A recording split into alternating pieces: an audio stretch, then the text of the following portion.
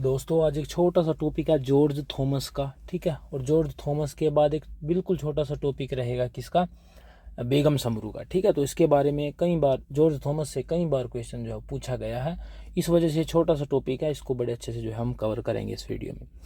George Thomas की शुरुआत करते हैं तो 1782 में जॉर्ज थॉमस जो है वो मद्रास पहुंचता है, ठीक है।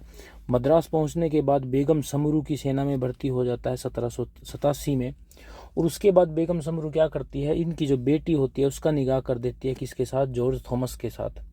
जब जॉर्ज थॉमस के साथ इसका निकाह हो जाता है तो इनको टप्पल का जागीरदार बना दिया जाता है। अब यहाँ से शुरुआत होती है जिनके शासन की, ठीक है। 1794 में झज्जर पटौदी की जागीर का प्रशासक भी इनको बना दिया जाता है। तो टाइम के साथ जो है इनका जो एरिया था वो बढ़ता चला जाएगा, ठीक है। और जिसकी वजह से ही फिर आगे जा करके जो है वो जो सिख रहेंगे, जो फ्रेंच रहेंगे, इसके ऊपर जो है वो आक्रमण भी करते हैं। ओके, इसके बाद इन्होंने जो है अपना स्वतंत्र राज्य जो है वो स्थापित कर लिया, घोषित कर दिया कि मैं स्वतंत्र हूँ, मैं किसी के अंडर में काम नहीं करूँगा। ओके, हाँसी के दुर्ग को अपनी राजधानी ये बनाता है, ठीक है। तो राजधानी कहाँ को बनाता है जॉर्ज थॉमस, हाँसी को अपनी राजधानी बनाता है।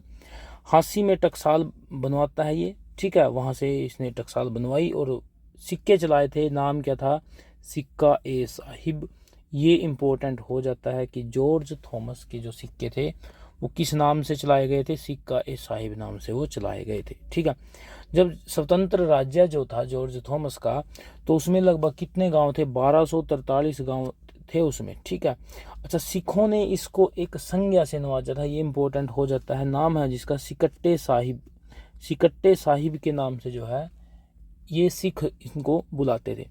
अच्छा, अब टाइम के साथ जो है इनकी जो एरिया था, जो शासन का एरिया था वो बढ़ता चला गया, इनकी पावर मजबूत होती चलेगी, शक्ति बढ़ती चलेगी, जिसके कारण 1801 में मराठा, फ्रेंच और सिखों ने मिलकर के जो है इसके साथ युद्ध करते हैं और इसको वहाँ से भगा देते हैं। और फिर ये कहाँ पे चला जाता है जी, जॉर्ज थॉमस ब्रिटिशर्स के पास जा कर के वहाँ पे उनकी आर्मी में जो है वो भर्ती हो जाता है, ठीक है। तो ये थी जॉर्ज थॉमस के बारे में, ठीक है। तो इम्पोर्टेंट बात है कि हाँसी को राजधानी बनाता है, वहाँ पे टकसाल स्थापित करता है, कब आता है, ठीक है। बेगम समरू से किस तरीके से जो है रिलेशन है वो सभी हम इसमें वीडियो में हमने देखा। अब बेगम समरू के बारे में पढ़ लेते हैं। बेगम समरू 1753 से 1836 तक की हम बात करेंगे।